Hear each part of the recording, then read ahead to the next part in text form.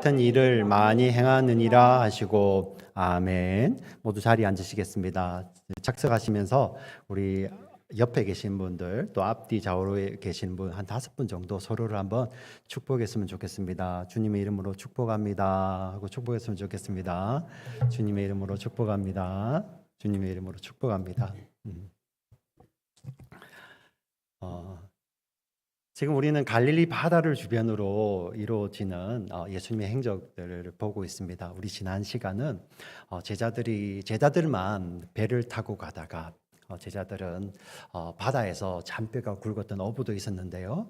갈릴리 바다에서 갑자기 일어난 그런 돌풍으로 말미암아 사나운 거센 바람이 몰아치고 그리고 그로 말미암아 파도가 마치 배를 삼키듯이 파도가 일어나는데 그들이 노력하였지만 밤이 맞도록 노력하였지만 원하는 곳에 가지 못하고 바다 가운데서 고생하고 고통하고 있던 그들에게 예수님이 다가오십니다. 물 위를 걸어오시는데 마치 구약에 나타나신 하나님, 물 위를 정복하신 그 하나님의 예수님이셔서 다가오시죠. 그리고 배에 오르셔서 제자들에게 다가가자 풍랑이 곧 그치고 배는 가려던 곳으로 예수님께서 명하신 곳으로 가게 됩니다.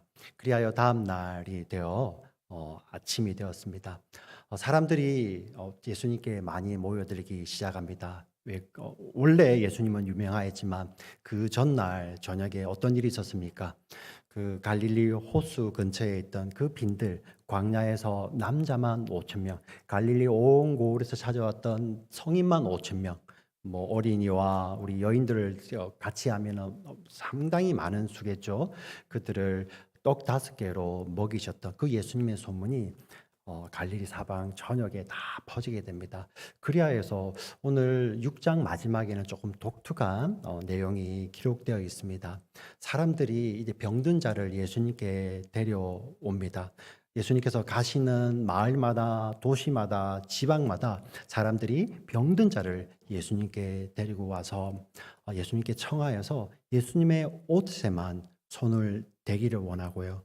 그런데 오늘 본문에 보니 옷에 댄 모든 자는 나음을 입었다라고 성경은 기록하고 있습니다. 우리 5장에 이런 사건이 한 번 더 있었죠. 여인이요.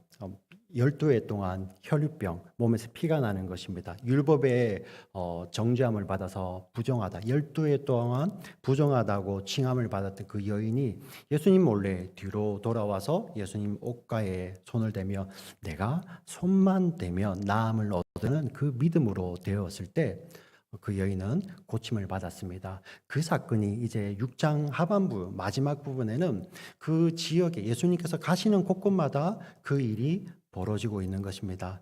사실 그곳에 온 병자들, 뭐 얼마 전에 병을 얻었던 사람도 있겠지만 아주 오랜 중병을 앓은 자들이 아마 대부분이었을 것입니다. 심지어 어떤 사람은 날 때부터 가지고 있던 병을 가지고 있던 자들입니다. 그들이 예수님께 나와서 예수님의 옷가에 손을 대니 나음을 입는 것입니다. 얼마나 감격스럽겠습니까? 만약에 우리 가족 중에서 우리 친척 중에서 내가 정말 사랑하는 친구들 가운데서 아픈 자가 있는데 그 자와 함께 가서 예수님의 옷가에 손을 대자 나음을 입었을 때 그 감격을 한번 생각해 보십시오.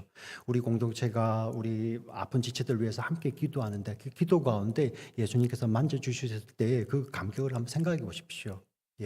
그 손을 대어서 낫는다는 것은 그곳은 감격과 환호의 자리입니다.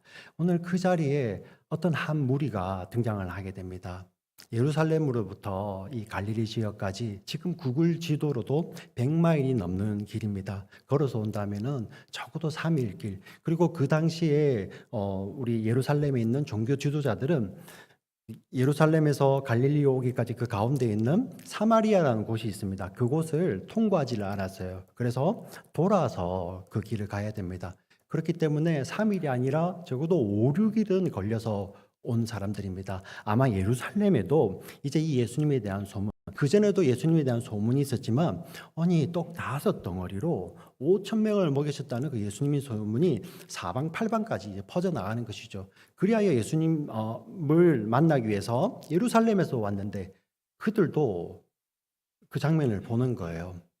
그 병자들이 평생 이렇게 눌려있던 자들, 아픔 가운데 눌려있던 자들이 나음을 얻고 치료함을 받고, 그 가운데서 또 율법에 의해서 부정하다고 정죄함을 받는 그 질병부도 정하게 되는 그런 놀라운 사건을 목도합니다. 손이 되니 낫는 겁니다. 놀랍지 않습니까? 근데 그들도 손을 보았습니다. 근데 그들이 본 손은 다른 손이었습니다. 아픈 자들이 예수님께 손을 대어서 낫는 그 손이 아니라, 이들이 보았던 손은 예수님의 제자들이 떡을 먹기 전에 손을 씻지 않는 그러한 손이었습니다. 그 손을 보고 있는 거예요. 하나님께서 이 땅에 오셔서, 그 은혜의 하나님, 하나님의 아들이 이 땅에 오셔서 정말 하나님의 자신의 백성들을 불쌍히 여기시는 그 자리에서 하나님의 말씀을 가장 잘 안다고 하는 그 자들이 와서 주목해 본 것은 제자들이 손을 씻지 않고 먹는다는 것입니다. 그리고 마가복음에서는 왜 이렇게 이들이 이야기를 하는지 그들이 가지고 있는 전통에 대해서 이야기를 하고 있습니다. 제가 오늘 유대인들이 가지고 있는 전통을 잠깐 설명을 드리도록 하겠습니다. 하나님께서 모세를 통해 이스라엘 백성들에게 계명과 율법을 주셨습니다. 613가지에 지켜야 된다, 이것을 해야 된다, 하지 말아야 된다는 그러한 율법, 법을 주셨어요. 613가지입니다. 근데 거기는 하나님께서 당신의 속성과 성품을 담아주시고 당신의 마음을 담아주셨어요. 하나님께서 하나님께서 기뻐하시는 것, 하나님께서 슬퍼하시는 것. 그래서 우리가 하나님을 사랑하기 때문에 하나님께서 기뻐하시는 것을 행하기를 원하고, 하나님을 사랑하기 때문에 하나님께서 슬퍼하시는 것을 행하지 않기를 아는 것이죠. 그게 바로 율법의 기능입니다. 그 율법을 통하여서 우리는 하나님의 마음을 알므로 하나님을 더 사랑하게 되는 것이고요. 그리고 우리가 정말 하나님을 사랑하게 되면 그 하나님 사랑으로 하나님이 우리 형제 이웃을 대하듯이 우리가 그 눈으로 형제를 보게 된다면 형제에게도 유익이 되는 것이죠. 이웃 사랑이 절로 되게 되는 것입니다. 하나님께서는 그를 위해서 그 법을 주셨어요. 자, 이스라엘 사람들, 유대인들은 그 법을 지키기를 원했습니다. 근데 그들 가운데서 이 법을 좀 더 잘 지키면 좋겠다. 어떤 법들은 조금 모호하거든요. 안식일을 기억하여 거룩히 지키라고 합니다. 도대체 안식일을 기억하여 거룩히 지키는 것이 어떤 것이지? 굉장히 모호했습니다. 그래서인지죠, 그들이 이런 일을 하게 됩니다. 세부 항목을 만들기 시작합니다. 이것을 잘 지키기 위해서는 이 세부 항목들을 만들어서 이것을 하게 되면은 이 계명을 잘 지키는 거야라고 그들이 서로 동의하기 시작합니다. 전통이 되는 것이죠. 그것이 이제 구전으로 내려옵니다. 우리 신약 성경에 보면 장로들의 유전, 장로들의 또 이렇게 규례, 사람들의 유전, 사람들의 규례라고 하는 그런 사람이 만들어내는 것이죠. 자, 그 내용들이 점점 더 많아지면서 어느 순간에는 그들이 그것을 문자화하기 시작합니다. 그 구전이 이제 구전율법이라고 하죠. 이제 말로는 구전이지만 이제 문자화되어 있습니다. 그들이 거기에 또 얼마나 정말 진짜였는지, 거기에 자신들의 정성을 쏟았는지, 그 구전율법을 또 해석하기 위한 또 율법사가 또 생기게 됩니다. 우리가 너무나도 잘 아는 탈무드라는 말이 있죠, 그죠? 이 탈무드가 바로 이 구전 율법서와 율법서를 해설하는 해설서를 합쳐서 말하는 말입니다. 이 구전 율법서는 미시나라고 하는데요, 미시나를 해설하는 해설서, 이걸 전체를 탈무드라고 이야기하기 시작하는 것입니다. 자, 그런데 문제는 이것이었습니다. 하나님의 마음을 잘 알려고 계명을 잘 지키려고 시작했는데 어느 순간에 그것이 전통이 되어버리니, 전통은 사실 전통이 나쁜 게 아니에요. 전통은 공동체의 마음을 하나로 모아주는 아주 좋은 기능도 합니다. 그런데 어느 순간인가 전통에 집착하다 보니 전통이 본질을 삼켜버리게 된 것입니다. 전통이.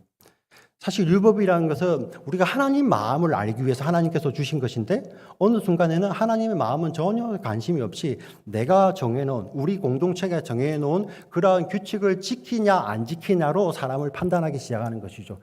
그것이 바로 그들의 전통이 된 것입니다. 오늘 본문에 나오는 밥을 먹기 전에, 떡을 먹기 전에 손을 씻는 그 전통도 바로 이러한 맥락에서 나온 것입니다.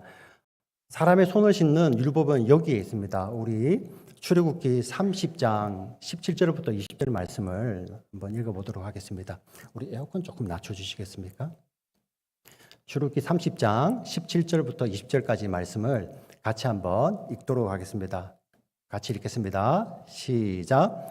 여호와께서 여호와께서 모세에게 말씀하여 이르시되 너는 물두멍을 돛으로 만들고 그 받침도 돛으로 만들어 씻게 하되 그것을 흠악과 전 사이에 두고 그 속에 물을 담으라.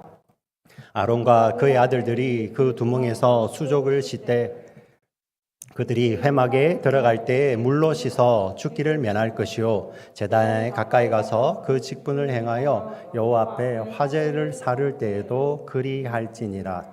아멘. 하나님께서 손을 씻으라는 이러한 율법을 주신 것이 바로 출애굽기에 나옵니다. 이때는 어떤 때냐면은 이 성막이라는 것이 지어지게 되죠. 그리고 성막 안에 가서 하나님의 백성들을 대신하여서 제사를 지내는 제사장들이 있습니다. 여기서 아론과 그의 아들들이죠. 하나님께서 그들에게 여기서 회막이라는 곳이 바로 성막입니다. 성막에 나아가기 전에 제사장들이라 할지라도 씻어야 된다고 이야기를 합니다. 이 말은 어떤 말이냐면은 제사장이라는 직분이 주어졌음에도 불구하고 그들은 본질상 부정한 자들이에요. 예. 하나님의 씻음이 있어야 되는 존재들이라는 것입니다. 모든 법이 바로 그런 거예요. 우리의 부정함을 보여주고 우리는 이 법을 통해서 이 율법을 통해서 하나님 너희들은 이런 제사가 필요한 존재들이고 씻음이 필요한 존재들이야. 그래서 제사장이라 할지라도 나의 의로 나가는 것이 아니라 하나님 저는 하나님의 씻음이 필요한 존재입니다라는 것을 고백하며 나아가는 것이 바로 씻는 거예요. 그래서 성소에 성막에 들어가기 전에 그 앞에 넓은 우리 물통 같은 우리 물두멍이라고 나와 있는데요. 그곳에서 손발을 깨끗이 씻어야 하는 것입니다. 이것이 율법이었습니다. 근데 율법을 그들이 또 하나의 규례로 늘려가기 시작합니다. 하나님 앞에서 제사장들이 씻을 수 있다면 우리 일반 사람들도 이제 모든 일을 행함에 앞서서 특별히 무엇을 먹기 전에 씻으면 더 좋지 않을까. 취지는 좋았습니다. 네, 취지는 좋았습니다. 그런데 그 취지가 어떻게 되었냐면은 그 공동체가 결집하게 되고 어느 순간에서부터 그것을 가지고 다른 사람들을 정죄하고 판단하기 시작하는 것입니다.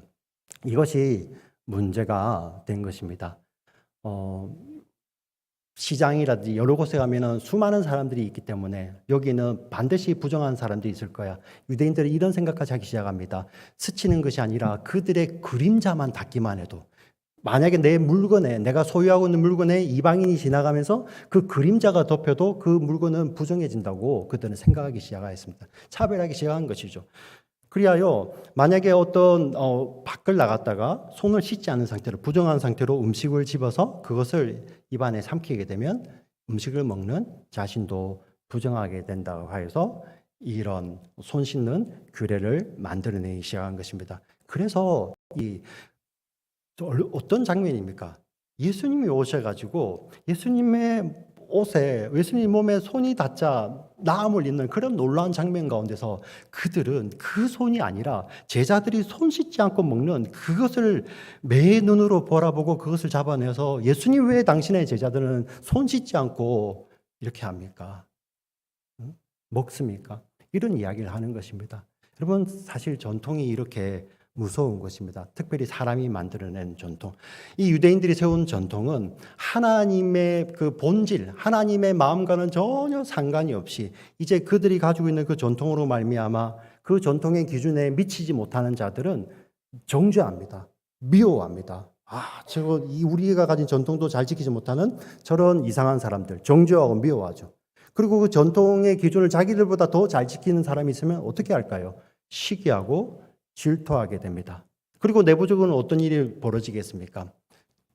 지키는 우리들은 우리만이 하나님의 백성이야라는 이러한 교만이 가득 차겠죠. 예. 지금 이러고 있는 거예요. 사실 바리새인들 지금 예수님께 찾아와서 이 예수님께 이렇게 따져드는 바리새인들은 지금 우리 여기 앉아 계신 어느 누구보다도 구약에 대해서 정통한 자들입니다. 저도 비교가 안 되죠. 저도 말씀을 찾아야지 알 수 있는 말씀인데 이 바리새인들 대부분 그 당시에 가지고 있던 성경, 구약 성경 전체를 거의 외우는 사람들입니다. 특별히 구약에는 메시아에 대한 이렇게 예언이 300개가 있다고 합니다. 300개 정도가. 저도 정확하게 찾아보지는 못했습니다. 근데 당시 바리새인들은 12살, 16살이 되면은 그 300개의 예언을 순서대로 토시 하나, 점 하나 틀리지 않고 외울 수 있는 자들만이 바리새인이 되는 거예요. 네. 메시아의 예언이 이런 겁니다. 하나님께서 보내신 메시아가 오시면 이 땅을 다스리게 되는데 거기에 나타나는 대표적인 우리 사건 하나가 바로 병든 자들이 나음을 얻는 것입니다. 병든 자들이. 그들이 만약에 예수님을 메시아로 인정하지 않더라도 그들이 생각하고 있는, 그들이 기다리고 있는 메시아일 수도 있는 분이잖아요. 이분이 오셔서 이렇게 사역을 하시고 이분에게 손에 대어서 나음을 얻는 그런 놀라운 현장 가운데서도 그들이 꼭 가지고 있는 전통 때문에, 전통 때문에 하나님의 마음 대신에 그 형식을 가지고 예수님을 공격하기 시작하는 것입니다. 사실 이 말씀을 보면서 바리새인들이 왜 그랬을까? 아이고 참 어리석네. 이렇게 넘어가면 안 된다는 것입니다. 신약 성경에서 특별히 복음서에서 바리새인을 강조하여 기록할 때 그게 사실 우리 마음 속에도 그러한 바리새인의 심장이 언제든지 살아서 심장이 마치 이렇게 살아서 움직이듯이 우리 가운데서 역사할 수 있다는 것입니다. 우리 2000년 전만 아니라 오늘날 교회를 봐도 마찬가지입니다. 교회가 가지고 있는 전통들이 너무나도 좋은 것이 많습니다. 하나님을 더 가까이 하고 이웃을 사랑하기 위해서 전통을 만들어내는데 전통이 자연스럽게 생기기도 합니다. 근데 어느 순간에 정말 하나님을 더 가까이 하고 하나님의 생명을 전하고 교회의 덕을 세우기 위해서 어떤 변화를 가져야 되는데 그 전통 때문에 교회가 나아가질 못합니다. 우리는 이래 본 적이 없습니다는 그런 전통. 비단 공동체만 그런 것이 아닙니다. 개인으로 오게 되면 더 문제는 심각해집니다. 하나님을 잘 믿기 위해서, 하나님을 잘 섬기기 위해서 나름 하나님 앞에 헌신하고 결단하여서 내가 하나님 앞에 결단하였는데 그것이 나의 생각이 되고 나의 기준이 되고 나의 믿는 방식이 되어서 때로는 정말 하나님의 생명을 전해야 되고 교회의 덕을 세워야 되는데 거기에 나는 꼼짝도 못하는 것입니다. 저는 거기에는 절대 그럴 수 없습니다. 이게 남 이야기가 아니고 지금 말씀을 전하는 저도 마찬가지고요. 우리 말씀을 듣는 우리 모두도 우리 마음 가운데는 어느 자기도 모르는 순간에 이 바리새인의 심장이 뛰면서 우리는 그렇게 못합니다. 우리는 그럴 수 없습니다. 저는 그럴 수 없습니다. 하나님의 생명, 하나님의 사랑, 하나님의 생명은 너무 좋지만은 저는 못합니다. 이게 우리 안에서 자연스럽게 자리 잡을 수 있는 것이죠. 사실 이것만큼 무서운 것이 없습니다. 이것만큼. 이 전통이 내가 세워놓은 기준이 생각들이 본질을 삼켜버리는 거예요. 본질을. 마치 바리새인들이 이르듯이 하나님의 마음은 온데간데 없고 자기들이 세운 전통으로 예수님을 공격하기 시작하는 것입니다. 이때 예수님께서 이렇게 말씀을 하십니다. 마가복음 7장 6절부터 8절까지 말씀을 같이 읽겠습니다. 시작. 이르시되 이사야가 너희 외식하는 자에 대하여 잘 예언하였도다. 기록하였으되 이 백성이 입술로는 나를 공경하되 마음은 내게서 멀도다. 사람의 계명으로 교훈을 삼아 가르치니 나를 헛되이 경배하는도다 하였느니라. 너희가 하나님의 계명은 버리고 사람의 전통을 지키느니라. 이사야를 통하여서 하나님께서 말씀하셨습니다. 하나님 한탄하셨어요. 하나님께서 보실 때 이 백성들이 마음은 하나님께 와 있지 않고 자기들이 세워놓은 전통, 형식만 남아서 하나님께 가지 아니하고 마음을 하나님께 드리지 아니하고 형식만 지키면서 하나님하고는 전혀 멀리 있는 거예요. 바리새인들도 마찬가지고요. 사람들이에요. 하나님은 율법을 주실 때 하나님을 사랑하고 이웃을 사랑하고 복음도 마찬가지입니다. 하나님 사랑, 이웃 사랑입니다. 근데 그 마음은 온데간데 없고 형식만 남아 있고 그 형식으로 말미암아 지키지 못하는 자들은 정죄하고 비방하고 시기하고 질투하고 자 그런 모습에 대해서 예수님께서는 너무 한탄하시는 것입니다. 그리고 사람이 만들어내는 전통이 처음에는 좋은 것 뜻으로 시작을 했지만 그것이 얼마나 위험한지를 예수님은 어떤 한 예를 들어서 말씀해 주십니다. 고르반이라는 전통이 있었습니다. 이 고르반은 아람어인데요. 하나님께 드림이라는 것입니다. 사실 우리 예수 믿는 사람으로서 하나님을 믿는 사람으로서 하나님께 드린다. 이것처럼 아름다운 말이 어디 있어요? 참 멋있다.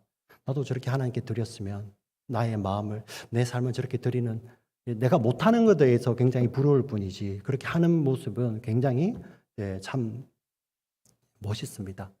굉장히 좋은 전통이었는데요. 이 고르반을 어떻게 사용해야 했는지 예수님이 이렇게 이야기를 합니다. 그 당시에 이 고르반이라는 것은 내가 가지고 있는 어떤 소유물 중에서 이거는 하나님께 드림이야. 아직 드리지 않았더라도 지금 여전히 나의 소유지만 하나님께 드림이야라고 이렇게 이야기를 하고 선포하게 되면 이것은 다른 어떤 개인적인 용도로 쓰일 수 없습니다. 하나님께 드리기 전까지는 쓰일 수 없습니다. 근데 이 당시 유대인들이 어떻게 이 일을 했냐면요. 부모님을 공경해야 됩니다. 부모님을 공경하는데 그 공경하기 위해서는 물질로도 공경해야 되고 봉양해야 될 때가 있죠. 반드시 필요할 때가 있습니다. 그런데 이유는 모르겠지만 부모님께 드리고 싶지 않을 때 그냥 안 드리게 되면은 계명을 어기는 거거든요. 하나님께서 내 부모를 공경하라. 주 안에서 공경하라. 이것이 약속인 첫 계명이라고 하나님께서 분명히 말씀해 주셨음에도 불구하고 그 계명을 안 지키기 위해서 이들은 고르반을 이용하였습니다. 지금 부모를 양육하고 부모를 봉양하고 부모를 섬겨야 되는 그 물질을 가지고 이것은 고르반이야 하면 부모에게 섬겨야 되는 그런 의무도 전혀 사라지는 것이고 부모님도 할 말이 없게 되는 것입니다. 그냥 그 순간을 모면하기 위해서. 그런데 아주 멋있는 사람들 보기에는 와 부모를 섬겨야 되는 그것마저도 하나님께 드리는 그런 아주 종교적인 모습, 열정이 있는 것이죠.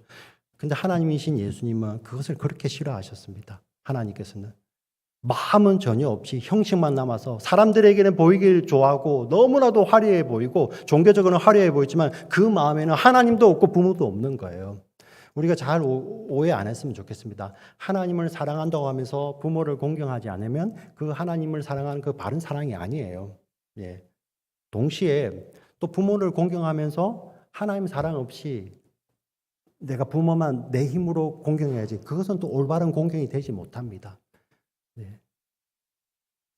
예수님께서 지금 형식이 나쁘다가 아니라 그 형식 가운데서 마음이 없는 것을 예수님께서는 말씀하고 계시는 것입니다. 너희들이 정한 형식으로 하나님도 버리고 너희 부모도 버리고는 그 세대를 향하여서 예수님께서는 말씀하고 계시는 것이죠.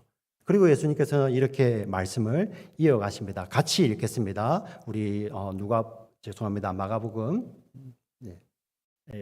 지금 15절, 16절 말씀 같이 읽겠습니다. 마가복음 7장 15절, 16절 같이 읽겠습니다. 시작. 무엇이든지 밖에서 사람에게로 들어가는 것은 능히 사람을 더럽게 하지 못하되 사람 안에서 나오는 것이 사람을 더럽게 하는 것이니라 하시고, 지금 예수님께서는 이들이 정말 자기들이 만들어 놓은 그런 규례를 가지고 하나님의 말씀을 버림을 질타하신 후에 정말 너희를 더럽게 하는 것이 무엇인지 아느냐? 예수님께서 말씀을 하십니다.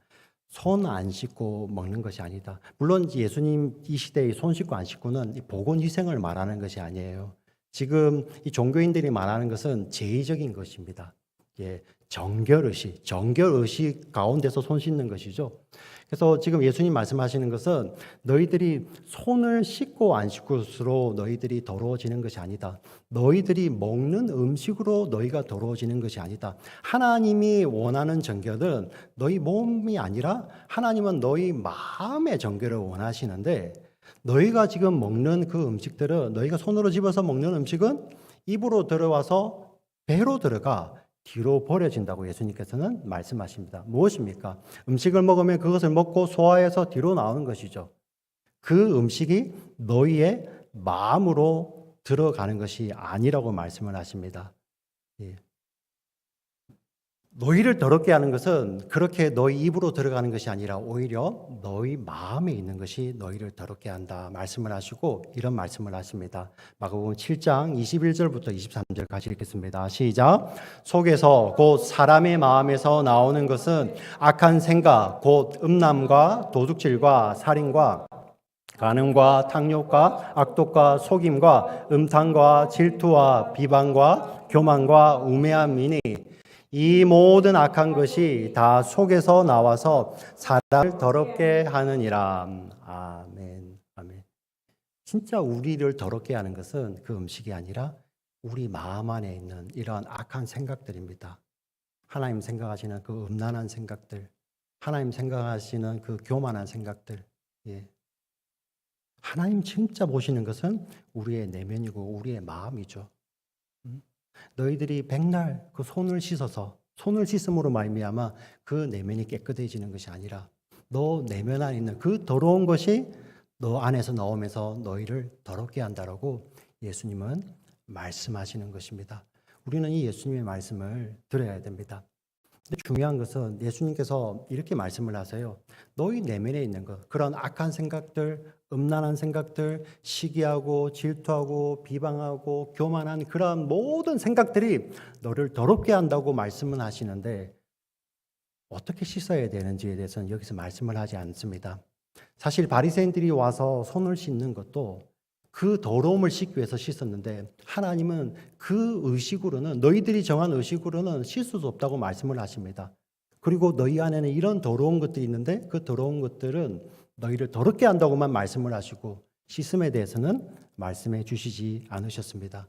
마가복음 전체에서 이 대답을 주십니다. 그 씻음이 어디에서 일어납니까? 바로 마가복음 후반부에 가면 그 하나님의 아들이 십자가에 오르시게 됩니다. 십자가에 오르셔서 자기의 살을 찢으시고 피를 흘려주시는데 성경이 무엇을 이야기합니까?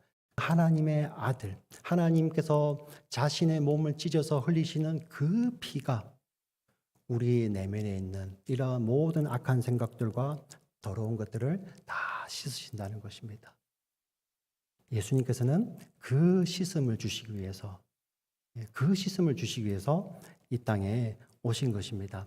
우리는 이것을 말씀을 통해서 우리는 배우게 되는 것입니다. 그러면 우리 마음 가운데 이러한 감동이 밀려오고 이러한 마음 가운데 정말 내가 외적인 형식을 취해서 나를 씻는 것이 아니라 정말 나의 내면을 씻을 수 있는 그러한 간절함이 우리의 마음 가운데서 자라게 되는 것입니다. 그것이 무엇입니까?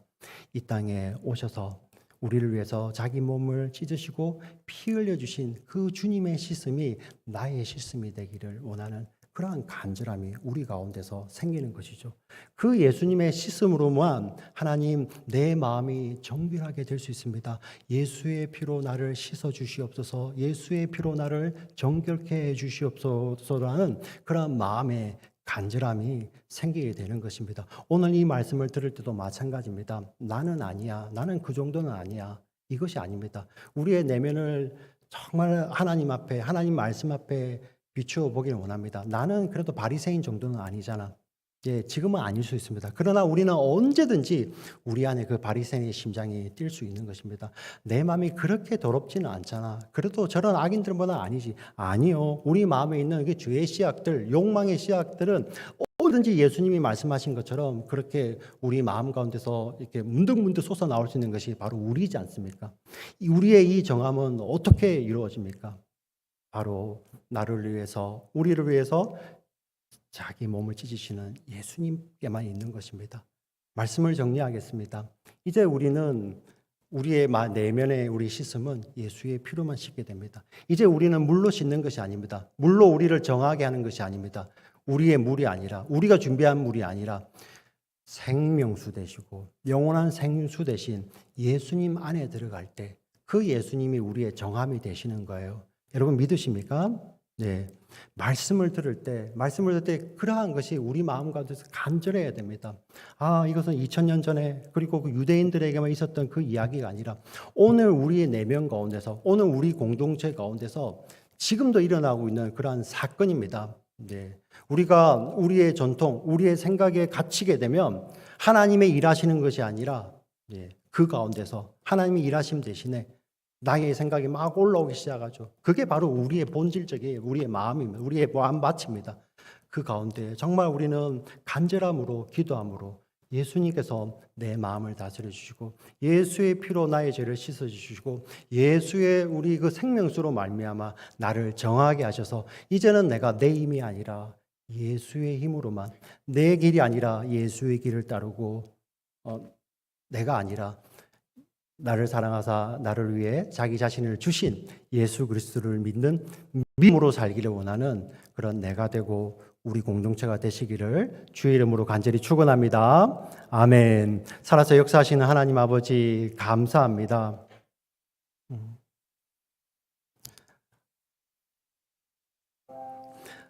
사람들은 자기가 정해놓은 그런 기준을 행함으로 인정받기도 하고 인정받고 싶기도 하고, 예, 그런 또 종교성을 통하여서 자기를 증명하려고 하는 그런 모습들도 있습니다.